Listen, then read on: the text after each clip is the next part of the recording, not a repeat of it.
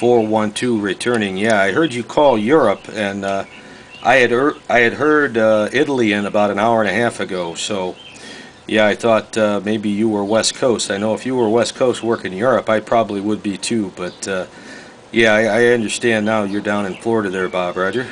Hey, Roger on that 412. Yeah, I talked to some stations in 14 Division and 30 Division Spain, but then I just heard a 26 Division. I heard a station from England calling on triple nickel there, so I tried to make the QSY to here because I really didn't know what frequency it was clear, you know what I mean? Hey, Rajo. Yeah, I just had a little text chat here with Lima Victor DX HQ, and they said that they were working some stateside Division 2 from Holland. So yeah, you're coming in good here. It must be some sporadic E going on. I was quite surprised to hear Italy at 4 p.m. Doriano was the only one, but he's probably one of the bigger antennas there in Europe, Roger. Yes, Roger on that. Yeah, I know I talked to 14 Alpha Papa 001 Nicholas a few moments ago, or it was about 20 minutes ago, and it was 11:30. So I guess it was about 20 minutes ago. It was 11:30 his time. So yeah, those operators, I guess some of them stay up to try to catch the conditions, but that's pretty late at night for Europe. You know, it's pretty late for them. So there's probably not a lot of stations on the air right now.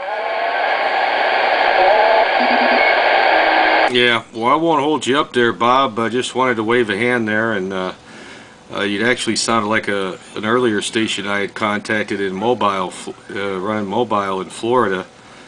888 Steve, I don't know if you know him there, over.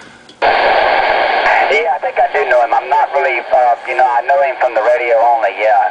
I can't remember his call, but I know I've heard that call on the air a few times. Yeah, he's in a mobile here not too far from me. He might have been close. I think he lives about 15 miles from here, 10 to 15 miles from my location, yeah. What was your operator name again? I forgot it. This is Operator Bob. Yeah, sorry about that, Bob. Yeah, Operator Scott, Sierra, Charlie, Oscar, Tango, Tango. I'm about 35 miles northwest of Chicago, and yeah, it seems like the vertical antennas are working good DX right now out of all of my choices there, Roger. Hey, Roger, on that one, I'm stuck on the vertical right now, so I do have a 4-element quad, but I'm not through with it. It's just on the temporary pole outside. It's only 11 feet off the ground right now, so eventually I'll get it up in the air a little bit higher there, Scott, so I can talk on it. But right now, the Antron, the old Antron seems to be working because conditions are pretty open. I mean, I spoke to 14 Division and 69 Division and then 122 Division, and I can hear California and Chicago, so it's pretty wide open right now, Scott, over. Hey, roger that there. Roger that, Bob. Yeah, I'm running an IMAX right now at 55 feet. And just for grins, I'm not receiving you as well on my double Spooky Bazooka, but I'll flip over to it. Okay, that's the double Spooky Bazooka. How copy? Over. Okay, you lost about 3 S units. You were 5 and 6, and then you went to about a 5 and 3. So you lost a couple of S units there, Scott. Over. Yeah. Well, that's because it's in horizontal mode. It's in horizontal. So yeah, that polarity is not working as good right now for some reason with the propagation. But yeah, I'd like to get one of these bazookas in vertical there. I think it would be really nice to have at times like these, you know, because usually my double Spooky Bazooka that I build and sell all over the country outperforms the IMAX. They're usually about 90% of the time, but not today. Right, but you say it's on the horizontal side? Correct. Okay, yeah, I'm not, like I said, I've yet to get a directional beam up yet, so I've only been able to just a couple of times use my beam on when it's in this very low position, and it's not very good right now, so, and I've got my Antron up about 70 feet to the top, so I could take the Antron down and put my directional on my tower, but I tell you, the Antron it works. It probably doesn't work as good as a lot of antennas, but it works every time. So, and I haven't had a whole lot of trouble making contact with the Antron. So, for right now, I'm going to wait until I can get another tower to put my directional up. I want to get my beam on another tower there, Scott. Over.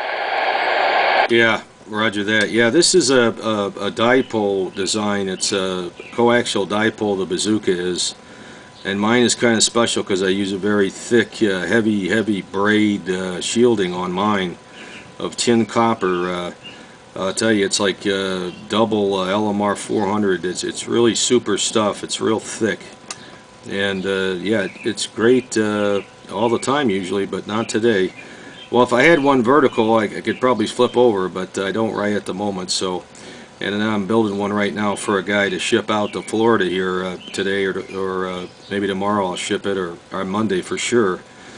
But yeah, nice chatting with you there, Bob. You're still sounding good. Great audio on that rig. I'm running a 2510 here with the Turner Plus 3 silver bullet there. About 125 whiskeys there. Over. Down. Yeah, the 2510s always sound great on sideband, and you know, the 125 watts usually seems like it's usually enough power to talk anywhere you want to normally. It's got good audio and everything. I'm running the ICOM 746, and I just got the stock microphone and the radio power, which is it's staying at about 100. I got the compressor on right now, so it stays right at about 100 watts when I modulate, and like I said, I'm just using the half-wave ground plane. Yeah. Yeah, it's a good antenna. I mean, for what it is and the price. But my double spookies, you can run them vertical also, and it's wire, so it's easily deployed. And it's about half the price, so you can get like 2 of them going. But if you're interested, I'll send you some info. I don't know if you got email access there. Shoot me your email there, Bob. I'll put you in my contacts list as I update things and you know, build something new or what have you. I try to keep everybody in the loop. I've got a Facebook page called Double Spooky Bazooka. I also have one for Dream Antenna Designs on Facebook as well. There, Roger. Yeah, Roger on that. Yeah, I give you my email. It's not a problem, man, and I can look it up on the internet next time. My computer's been giving me some troubles lately, so I've been kind of forced to use my daughter's her little iPad thing, and I tell you, for some reason, those things hurt my eyes. So if I spend about an hour looking at things, I get like a headache. So I can't spend much time on there. But yeah, my email address, if you've got a pencil, it's Romeo Echo Sierra, and then it's 1125, and it's at Hotmail. It's hotmail.com. Scott, over. Okay, Bob, got it. What's the call sign again for my log?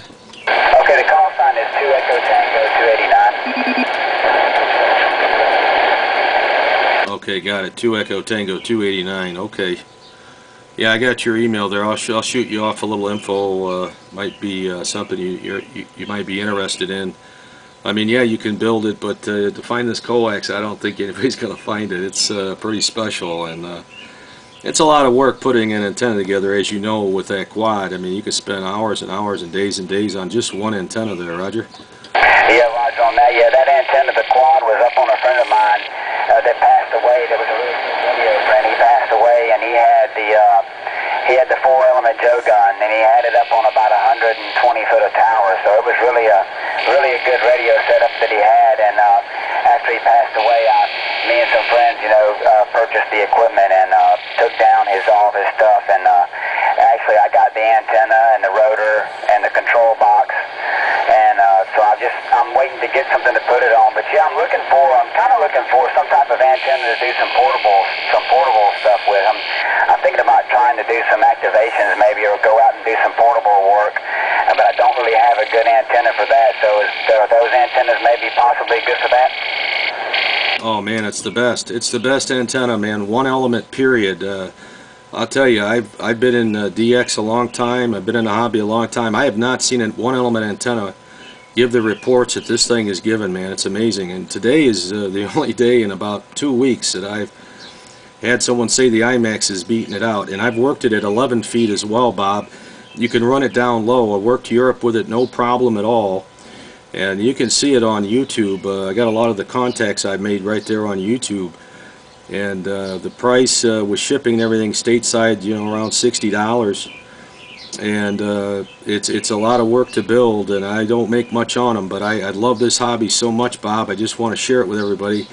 I've been advertising to the SOTA guys, SOTA, Summit's on the air, and IOTA. Hoping maybe one of them will take it with there, and I've got a lot of interest, but nobody's pulled the trigger yet there, Roger.